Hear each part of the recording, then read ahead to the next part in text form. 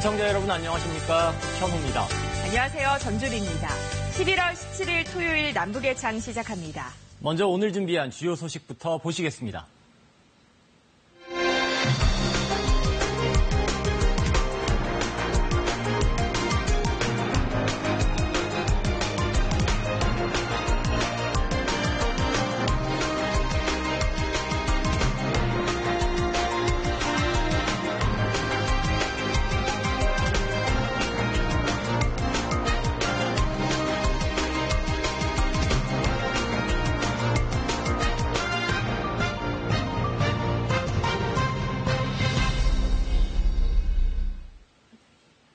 미국에서 최근 공개된 북한 미사일 기제 관련 보고서가 적잖은 파장을 낳고 있습니다.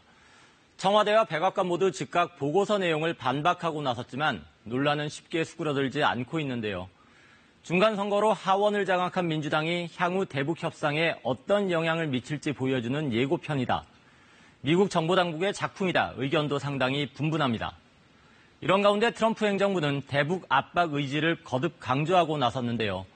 북미 대화의 불씨, 누가 언제 다시 짚히게 될까요? 이다솜 리포터가 정리했습니다. 이번 주 초 미국 싱크탱크인 국제전략문제연구소 CSIS가 내놓은 보고서가 한 주 내내 파장을 불러왔습니다. 보고서의 제목은 신고되지 않은 북한. 북한이 미사일 기지 20곳을 신고하지 않은 채 운영하고 있으며 이 중 13곳을 확인했다는 겁니다. 보고서는 그중 삭간물 기지를 대표 사례로 지목하고 지난 3월 말 촬영된 위성사진 10여 장을 제시했습니다. 7개의 긴 터널이 있고 미사일 차량이 최대 18대까지 드나들 수 있는 삭간물 기지. 단거리 탄도미사일 기지지만 중거리 탄도미사일도 운영할 수 있다며 이달 현재까지도 활동이 이뤄지고 있다고 설명했습니다. 보고서가 발표되자 일부 미국 언론들은 트럼프 대통령이 이끄는 대북 협상에 대한 회의론에 다시 불을 지폈습니다. 뉴욕타임스는 거대한 기만술이라는 표현과 함께 북한이 일부 미사일 기지를 파괴하는 척하며 사실은 더 많은 탄도미사일을 몰래 개발하고 있다고 주장했습니다. 파장이 커지자 청와대와 백악관은 보고서 내용은 이미 한미 당국이 파악한 사실이라며 반박에 나섰습니다. 해당 보고서와 보도들은 가짜뉴스다. 북한에서 어떤 일이 일어나고 있는지 잘 알고 있다는 해명과 함께 북한과 계속 물밑 접촉이 유지되고 있다며 협상 동력을 추스르는 듯한 발언도 했습니다. And our posture with North Korea in the past year. We see that as progress. A lot of people like to poo-poo that idea. 미국 전문가나 전직 관리들 사이에서도 보고서와 기사가 과장됐다는 지적이 나왔습니다. 삭간물은 2016년에만 김정은 위원장이 3차례 단거리 미사일 발사를 참관하면서 이미 잘 알려진 곳. 황해북도 삭간물 일대에서 원산 동북방 북한 지역 동해상으로 단거리 탄도미사일 2발을 발사하였습니다. 북한이 스스로 매체를 통해 직접 미사일 발사 모습을 공개한 곳이라 기만이라 보기엔 어폐가 있다는 겁니다. 싱가포르 북미 합의에서 미사일 기지의 신고나 폐쇄에 대해 규정하지 않은 만큼 합의 위반으로 보기도 어렵다는 설명도 뒤따랐습니다. 하지만 이런저런 해명에도 삭간물을 둘러싼 논쟁은 쉽사리 가라앉지 않고 있습니다. 외교가의 대체적인 분석은 트럼프 대통령의 북한 비핵화 협상에 대해 부정적 시각을 보여온 미국 내 기류가 보고서를 계기로 수면 위로 올라오기 시작했다는 것. 지난주 중간선거로 하원을 탈환한 미국 민주당은 최근 대북 정책과 관련한 청문회 개최 등을 예고하며 트럼프 대통령 견제에 나섰습니다. 2차 북미 정상회담을 개최해서는 안 된다는 정상회담 불가론까지 나오기 시작했습니다. 중간선거 끝나고 나서 이제 민주당이 하원을 장악한 상태에서 이제 미국 국내 정치 게임이 시작되는 거죠. 그러니까 트럼프가 가장 대표적인 외교 업적이라고 이야기했던 북한 문제에 대해서 트럼프가 실질적으로 이루어낸 것이 그다지 많지 않다라는 공격이 시작된 거라고 봐야 되고요. 그런 의미에서는 이런 식의 그 언론 플레이라고 해야 되나요? 그런 게 좀 앞으로도 계속 있을 것 같다라는 생각이 듭니다. 반면 북미 고위급 회담이 연기되자 북한의 핵 신고와 검증을 압박하기 위한 미국 정부의 의도가 담겨 있는 것으로 보는 시각도 있습니다. 일단 보고서의 내용 자체가 정보당국에서는 알 법한 정보사항들인데다 과거 북미 협상이 교착 상태에 빠질 때마다 나왔던 정보당국발 기사들과 이번 건이 비슷하다는 이유에서입니다. 싱가포르 정상회담 이후 후속 협상이 미뤄지고 있던 지난 6월 북한이 강선 지역에 비밀 우라늄 농축시설을 갖고 있고 평양 외곽에선 대륙간 탄도미사일을 제조 중인 것 같다는 정부 당국자를 인용한 미국 언론 보도가 쏟아졌을 때도 같은 의혹들이 제기되곤 했었습니다. 미국 중간선거 직후 북미 고위급 회담이 돌연 취소되면서 한반도 비핵화 시계는 다시 주춤하는 모양새입니다. 중간선거 이후 달라진 미국 내 분위기까지 겹치며 자칫 협상 모멘텀이 상실되는 것 아니냐는 우려마저 나오는데요. 여기에 대북 제재 완화를 요구하던 중국의 태도 변화도 감지되면서 북한의 반응에 관심이 쏠리고 있습니다. 중간선거를 끝낸 지난 9일 백악관이 북한을 압박할 때마다 내세웠던 펜스 부통령이 다시 존재감을 드러냈습니다. 펜스 부통령은 기고문에서 북한의 전례 없는 외교적 경제적 압박을 계속할 거라고 밝혔습니다. 트럼프 대통령을 대신한 아시아 순방 내내 대북 제재 전선을 공고히 하는 데 주력했습니다. The pressure campaign will continue. The sanctions will remain in full force until we achieve the final fully verified denuclearization of North Korea. 이런 발언들은 확실한 비핵화 조치가 나올 때까지 고강도 압박을 지속하겠다는 보다 선명해진 미국의 대북 정책 기조를 보여줍니다. 특히 중간선거 이전에는 대북 문제를 외교 성과를 부각하기 위해 주로 상황을 관리하는 성향이 강했던 반면 중간선거 이후에는 보다 공세적으로 국제사회의 규범을 들며 북핵 신고와 사찰을 이끌어내겠다는 의지를 보이고 있습니다. 논리적으로 보면 국내 정치적으로 몰리면 대외적인 협상력은 높아집니다. 국내에서 이렇게 반대를 하니 당신이 더 양보해라라는 논리가 성립되는 것이죠. 그리고 이제 비핵화 실무 협상에 들어가면 북한이 한 번 더 양보해야 된다.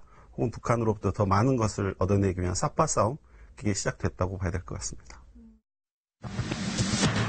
더 눈길을 끄는 건 달라진 중국입니다. 지난주 워싱턴에서 열린 외교 안보 대화. 미중 양국은 대북 제재가 엄격하게 이행돼야 한다는데 한 목소리를 냈습니다. China's cooperation in enforcing those UN Security Council resolutions will help achieve meaningful breakthroughs on this important denuclearization issue.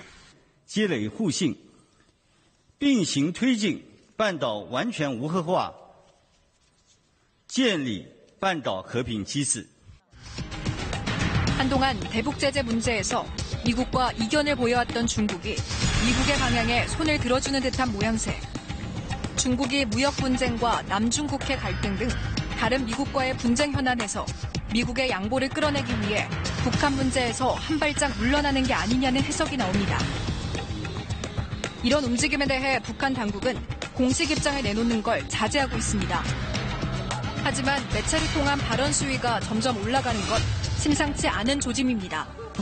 조총련 기관지 조선신보는 지난 주말 미국이 서두르지 않겠다는 표현으로 현상 유지를 선호한다면 구태여 대화할 필요가 없다고 언급했습니다. 나오는 매체들을 보면 조선신보나 우리민족끼리 같은 이제 대외 매체들이거든요. 공신력 있는 외무성 성명 등을 통한 것이 아니라 대외 매체, 그것도 이제 개인 명의의 논평 등을 통해서 이제 그런 이야기들을 내놓고 있는데 불만은 있다라고 하는 얘기를 하는데 그 메시지를 전하는 수준에서는 좀 관리를 좀 하고 있는 것이 분명해 보입니다. 북한은 또 어제 김정은 위원장의 첨단 무기 실험 현장 지도 모습도 공개했는데 그간 경제 시찰에만 주력해오던 김 위원장이 무기 시찰에 나선 건 1년 만입니다. 최근 답보 상황인 북미 협상과 북한에 대한 강경 입장이 두드러지기 시작한 미국 내 분위기를 의식해 대미 견제 수위를 높이는 행보로 풀이됩니다. 이처럼 북미가 다시 힘겨루기 국면에 진입하자 정부는 돌파구 마련에 분주한 모습인데요.